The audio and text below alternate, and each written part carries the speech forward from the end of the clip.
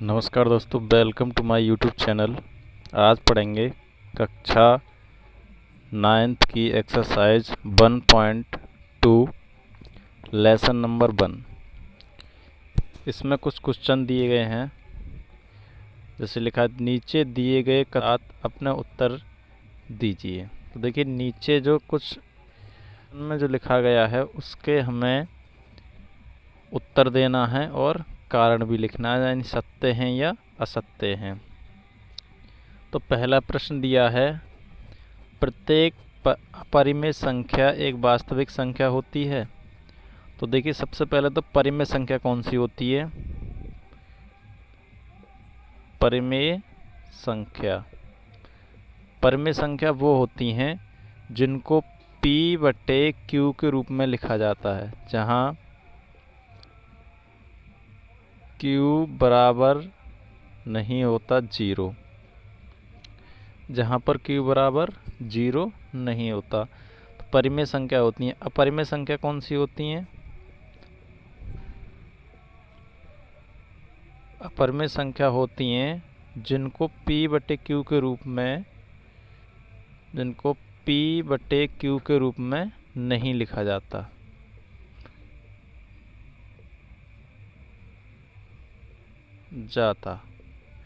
देखिए जैसे √2 हो गया, इनको P/Q के रूप में नहीं लिखा। √3 हो गया, √5 हो गया, ये सब क्या हैं? अपरिमेय संख्या हैं। इनको P/Q के रूप में नहीं लिखा जाता है। तो देखिए पहला प्रश्न कह रहा है प्रत्येक अपरिमेय संख्या एक वास्तविक संख्या होती है, तो ये हो जाएगा सत्य। अब देखिए वास्तविक संख्या कौन सी होती हैं? वास्तविक संख्या होती हैं यानी परिमेय संख्या मिला करके और अपरिमेय, जैसे 2/1/2, 3/2 ये परिमेय हो गई, और √5, √2, √3 ये दोनों मिला करके वास्तविक संख्या होती हैं। यानी परिमेय और अपरिमेय संख्या दोनों मिला करके वास्तविक संख्या होती हैं। अब देखिए सत्य है प्रत्येक अपरिमेय संख्या एक वास्तविक संख्या होती है, तो ये सत्य है, क्योंकि वास्तविक संख्याओं में परिमेय और अपरिमेय दोनों होती हैं। कारण लिखेंगे, क्योंकि वास्तविक संख्याओं में अपरिमेय संख्या भी शामिल होती हैं। वास्तविक संख्याओं में अपरिमेय संख्या भी होती है। अब देखिए अगला क्वेश्चन क्या है। देखिए दूसरा क्वेश्चन है कि संख्या रेखा प्रत्येक बिंदु √m के रूप का होता है। तो देखिए संख्या रेखा सभी जानते हैं, ये एक संख्या रेखा होती है। इसमें क्या होता है? 0 से स्टार्ट होती है, 1 2 3 4, इधर बाईं साइड में माइनस के होते हैं, 1 -2 -3 ऐसे। तो ये कह रहा है कि √m के रूप का होता है, तो बिल्कुल नहीं। इस पर केवल परिमेय संख्या और पूर्ण संख्या होती हैं, तो ज़रूरी नहीं है कि इस पर √m के रूप में अपरिमेय संख्या भी शामिल होगी। तो इसमें लिखेंगे असत्य।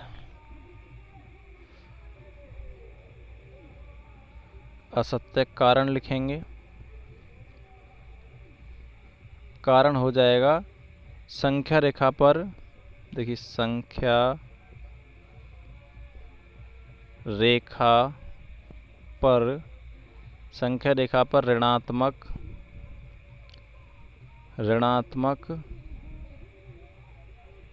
तथा धनात्मक संख्या भी होती हैं,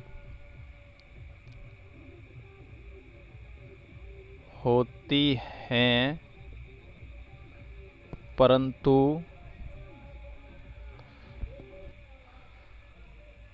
प्रत्येक बिंदु पर एक वर्गमूल संख्या हो, यह संभव नहीं है। अगला प्रश्न देखते हैं।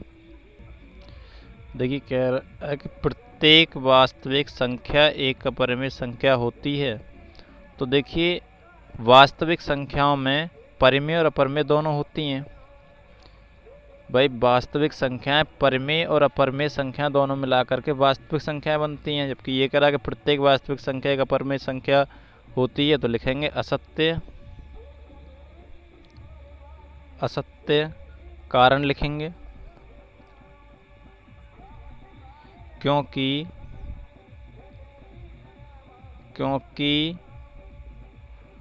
वास्तविक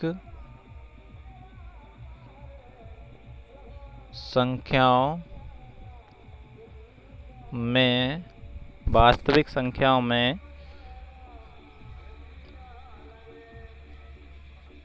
परिमेय तथा अपरिमेय संख्या होती हैं। देखिए वास्तविक संख्याओं में परिमेय तथा अपरिमेय दोनों संख्याएं होती हैं, इसलिए प्रत्येक वास्तविक संख्या अपरिमेय संख्या नहीं होती है। अगला प्रश्न देखेंगे। देखिए अगला क्वेश्चन पूछा है, क्या सभी धनात्मक पूर्णांकों के वर्गमूल अपरिमेय होते हैं? यदि नहीं है तो एक ऐसी संख्या के वर्गमूल का उदाहरण दीजिए। तो देखिए लिखेंगे हल में सभी धनात्मक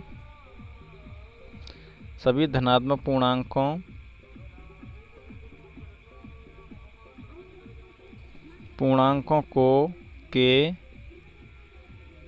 वर्गमूल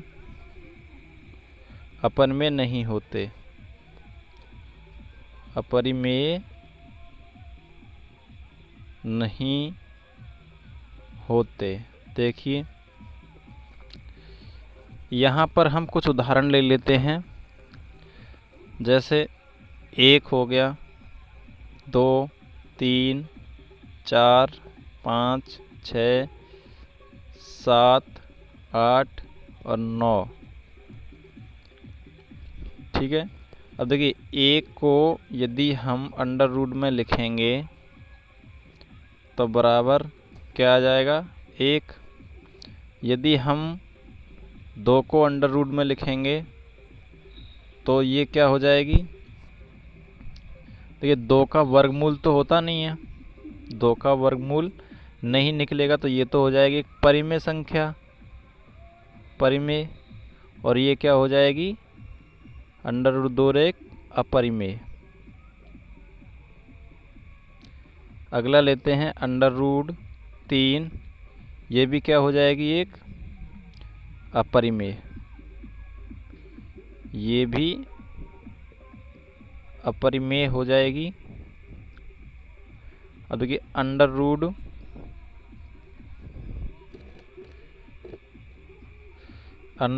4। अब इसको जब हम सॉल्व करेंगे तो 4 का वर्गमूल कितना होता है? 2 होता है, तो ये एक परिमेय हो जाएगी, लिखेंगे अंडर रूट 5 तो ये अंडर रूट 5 एक अपरिमेय हो जाएगी। ऐसे ही इधर करेंगे। अंडर रूट 6 इसका भी कोई वर्गमूल नहीं होता, तो ये भी क्या हो जाएगी, एक अपरिमेय हो जाएगी, अपरिमेय। अंडर रूट 7 ये भी एक अपरिमेय हो जाएगी। अंडर रूट 8 ये भी एक अपरिमेय हो जाएगी। अंडर रूट 9, देखिए अंडर रूट 9 और 9 का वर्गमूल होता है, यानी 9 का जब हम वर्गमूल निकालेंगे तो ये हो जाएगा 3 तिया 9 और 3 एकन 3, तो 3 इसका वर्गमूल होता है, 3 वर्गमूल होता है, तो ये हो जाएगी एक परिमेय संख्या।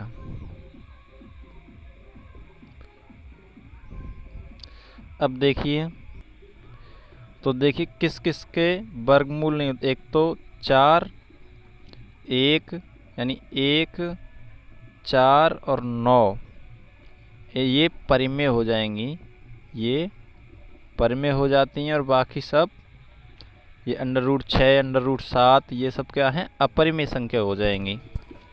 चलिए अगला क्वेश्चन देखते हैं। देखिए क्वेश्चन नंबर 3 है, दिखाइए कि संख्या रेखा पर अंडर रूट 5 को किस प्रकार निरूपित किया जाता है। तो देखिए संख्या रेखा सभी जानते हैं, संख्या रेखा होती है एक हमारी सीधी, जिसमें 0 से स्टार्टिंग होती है, 1 2 3 और इधर माइनस से होते हैं 1 2 3, ये माइनस के होते हैं और ये प्लस के। अब देखिए संख्या रेखा पर परिमेय संख्या दर्शाना तो साधारण है, लेकिन संख्या रेखा पर अपरिमेय संख्या कैसे दर्शाएंगे वो देखना है। तो इसमें सबसे पहले हम क्या करेंगे, एक संख्या रेखा बना लेंगे। ये हमने एक संख्या रेखा बना ली है। अब क्या करेंगे कि हम एक इकाई पर सीधा लंब खींच लेंगे, सीधा लंब खींच लिया। आप लोग सीधा खींच लेंगे। उसके बाद क्या करेंगे, यानी यहाँ से यहाँ तक की जो दूरी है वो हमारी एक इकाई है, इकाई। उसके बाद यहाँ से यहाँ तक की जो दूरी है वो भी हम एक इकाई लेंगे, इकाई। अब क्या करेंगे कि ये जो है इसको हम इससे मिला देंगे, यानी इसको मान लेते हैं O, इसको A, इसको B। अब देखिए ये एक समकोण त्रिभुज बन गया, यहाँ से यहाँ तक ये, यानी यहाँ से यहाँ तक की भी दूरी एक ही इकाई लेंगे और यहाँ से यहाँ तक की भी दूरी एक इकाई लेंगे, तो एक समकोण त्रिभुज बन गया। तो हम लिखेंगे, हल में लिखेंगे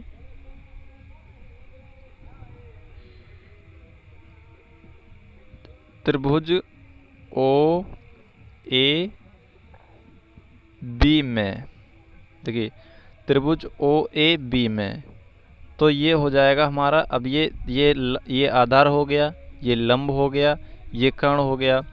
तो कर्ण निकालने के लिए पाइथागोरस प्रमेय का प्रयोग किया जाता है, तो लिखेंगे Pythagoras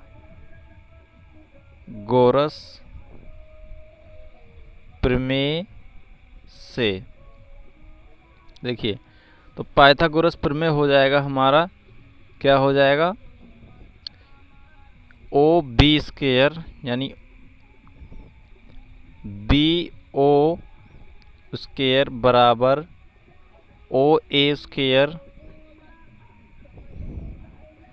A O square plus A B square, A B square. अब देखिए ओ बी यानी बी ओ हमारा कर्ण है, इसको हम ऐसे लिख सकते हैं, हिंदी में लिखेंगे तो कर्ण स्क्वायर बराबर आधार स्क्वायर प्लस लंब स्क्वायर। तो देखिए आधार हमारा ये है यहाँ से यहाँ तक, ये हमारा यहाँ से यहाँ तक लंब है और ये हमारा कर्ण है, हमें कर्ण निकालना है। तो क्या करेंगे,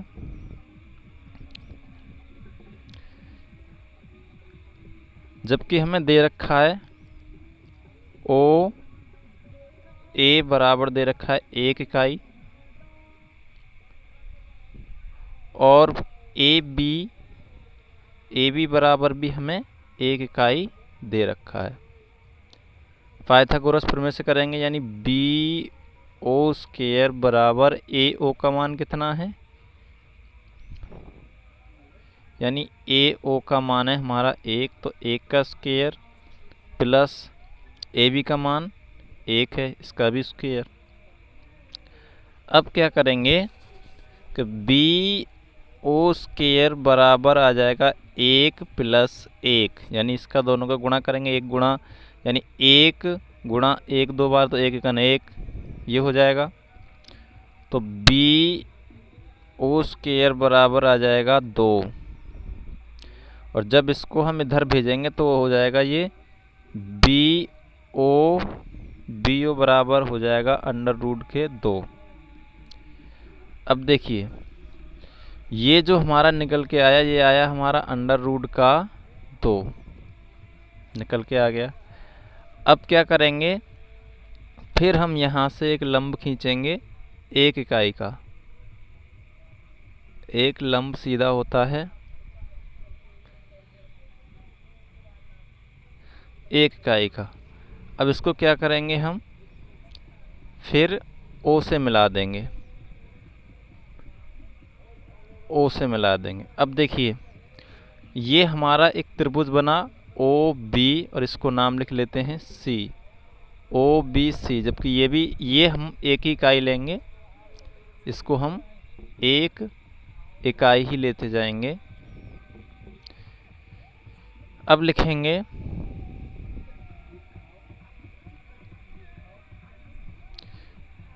लिखेंगे त्रिभुज,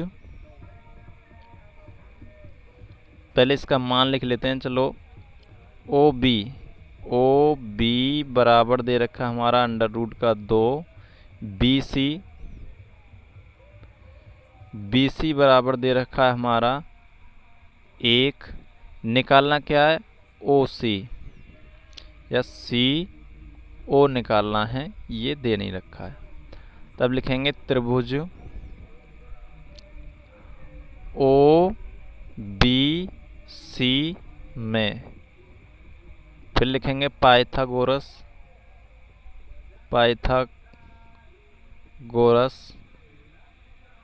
प्रमेय से। तो देखिए सी ओ स्क्वायर बराबर होता है हमारा, अब देखिए ओ बी ये हमारा आधार हो गया ये, यानी ओ बी यानी आधार स्क्वायर, या बी ओ लिख लो इसको, बी ओ, तो B O square plus B C square, मान रख देंगे इनका, सी ओ निकालना है बराबर बी ओ बराबर अंडर रूट का 2 स्क्वायर प्लस बी सी बराबर 1 का स्क्वायर। अब क्या करेंगे, सी ओ स्क्वायर बराबर जब हम इसको सॉल्व करेंगे तो ये हो जाएगा हमारा, ये हो जाएगा अंडर रूट से घात कट जाएगी, तो ये बचेगा हमारा 2 प्लस का 1, यानी सी ओ स्क्वायर बराबर 3,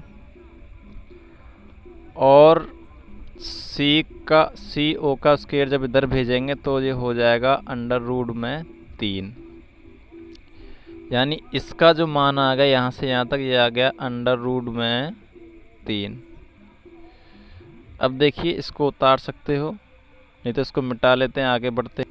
अब देखिए फिर हम यहाँ से एक लंब और खींचेंगे 1 ही इकाई का, 1 ही इकाई का हम लंब खींचेंगे, और इसको हम फिर ओ से मिला देंगे। अब देखिए ये 1 इकाई था, ये भी 1 इकाई है। अब क्या करेंगे, फिर लिखेंगे, देखिए अब इनका मान लिखते हैं OC, यानी CO बराबर आ गया हमारा √3, और इसको हम D मान लेते हैं, और DC बराबर हो जाएगा हमारा, DC बराबर हो जाएगा हमारा 1 इकाई। ठीक है, अब निकालना क्या है हमें, DO निकालना है हमें, DO ये निकालना है। तो लिखेंगे त्रिभुज OCD में, OCD में पाइथागोरस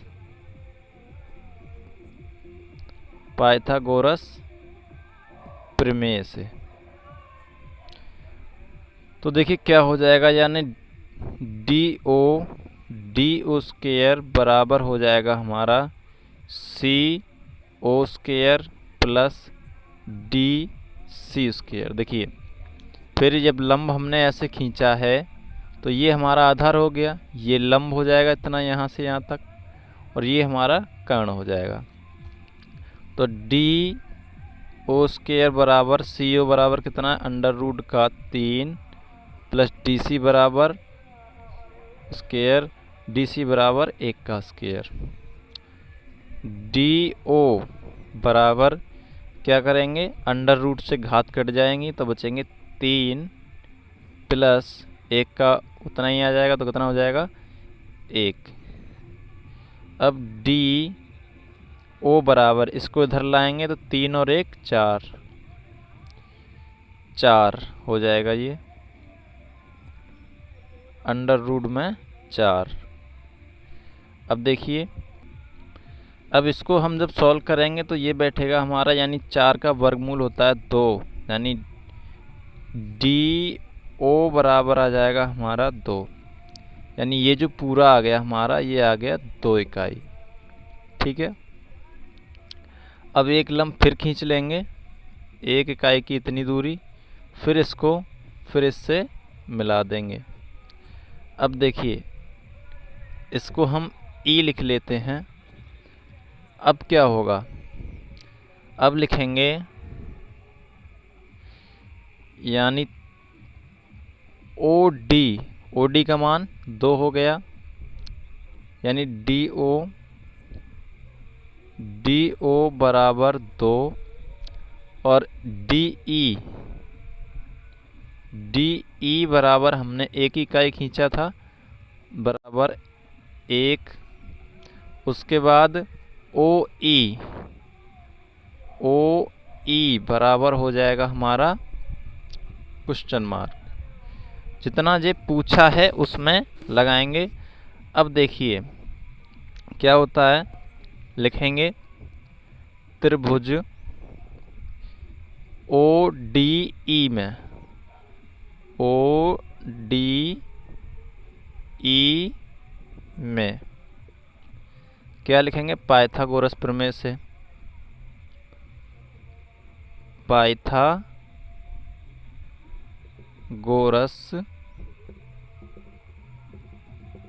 प्रमेय से आ जाएगा हमारा, क्या आ जाएगा,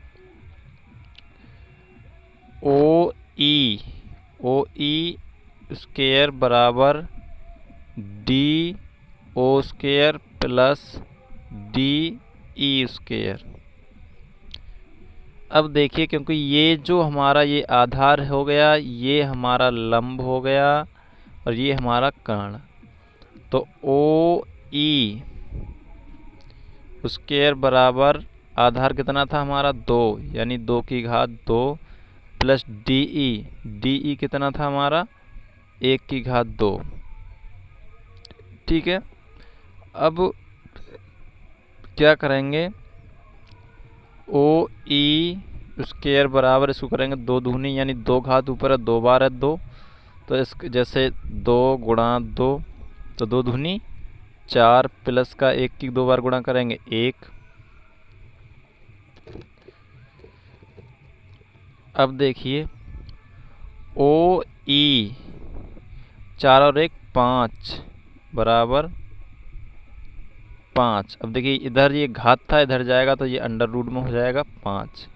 तो ये जो हमारा जो मान आया है ये वाला, ये हो जाएगा हमारा अंडर रूट 5। अब देखिए करना क्या है, ओ को या फिर ए को केंद्र मान करके प्रकार से भरेंगे, यानी इसकी और इसकी दूरी प्रकार में भर लेंगे ऐसे करके, और यहाँ से ही एक चाप लगाएंगे। तो देखिए चाप कुछ इस तरीक़ा से दिखेगा, यहाँ से ऐसे चाप लगाएंगे तो यहाँ पर आकर के ये काटेगा यहाँ, तो यहीं पर अंडर रूट 5 हो जाएगा। समझ रहे हैं? ओ को केंद्र मान करके ओ और ए की दूरी भरेंगे प्रकार में, और यहीं से एक चाप ऐसे करके गोल चाप लगा देंगे। तो ये हमारा यहाँ पर जो होगा ये हमारा अंडर रूट 5 इसका मान होगा। आगे लिखेंगे